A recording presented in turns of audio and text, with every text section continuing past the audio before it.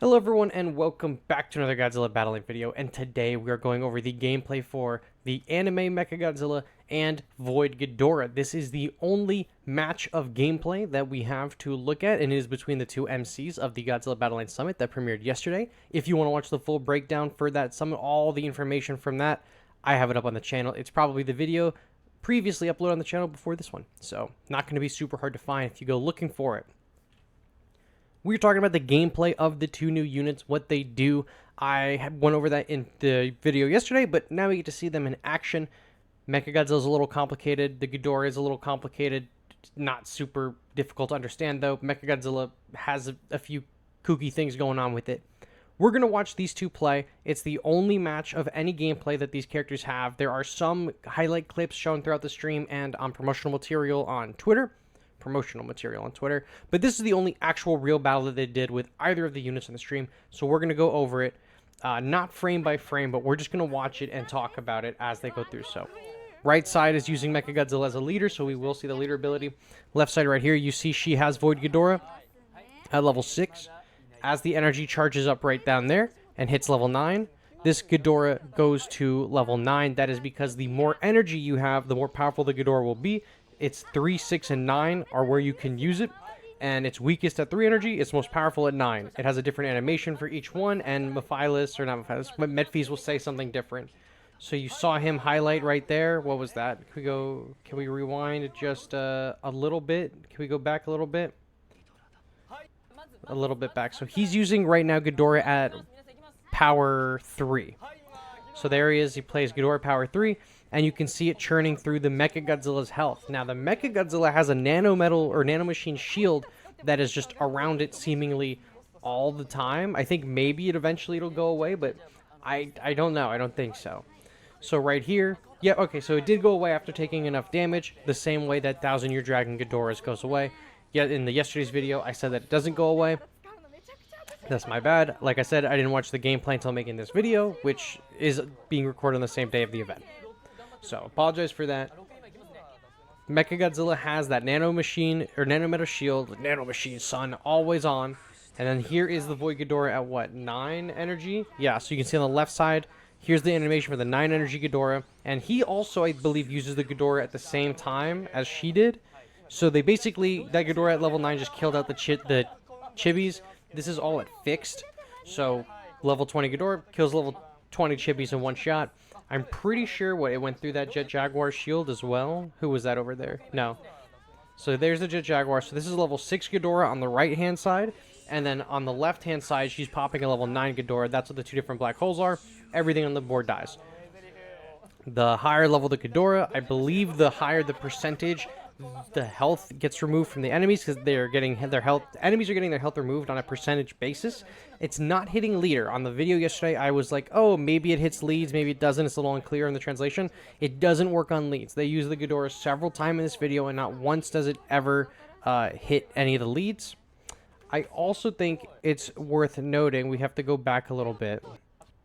Right here is on the right side is Mechagodzilla's leader ability. So you can see triggers for 4 right here.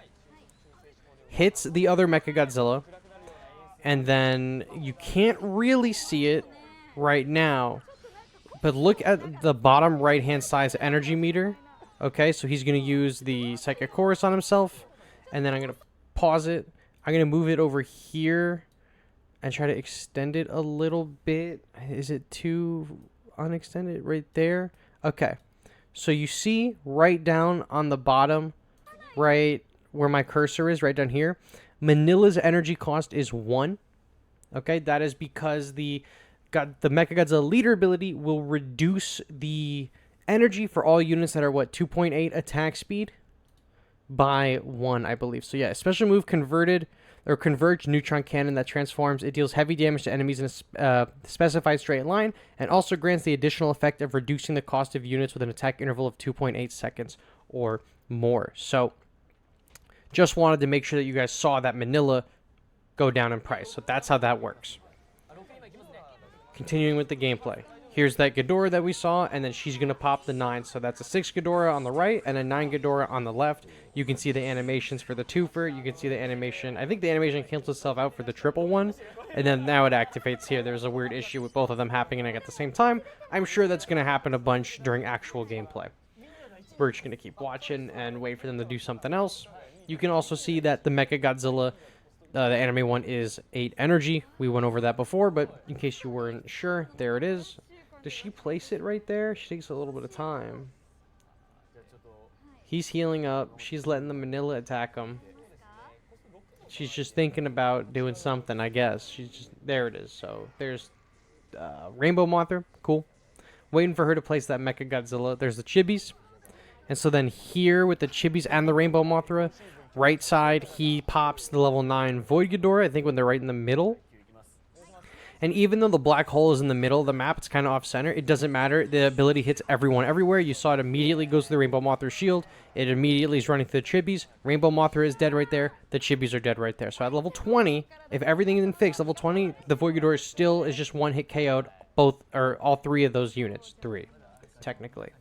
So now here's the Mechagodzilla. Comes in. It's on her side of the field. That means if enemies approach it, it would use like a triple blade attack. That's like kind of long range. As soon as it crosses this water line, when it gets to the other side of the map, it will be hitting with its spear and the neutrons or whatever.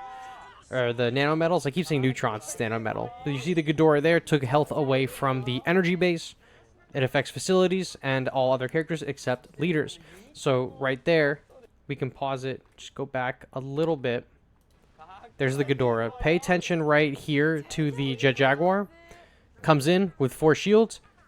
It got hit once. Do you see that? Look. Jet Jaguar's going to get hit once right here with the spear. Boom. That's the spear hit.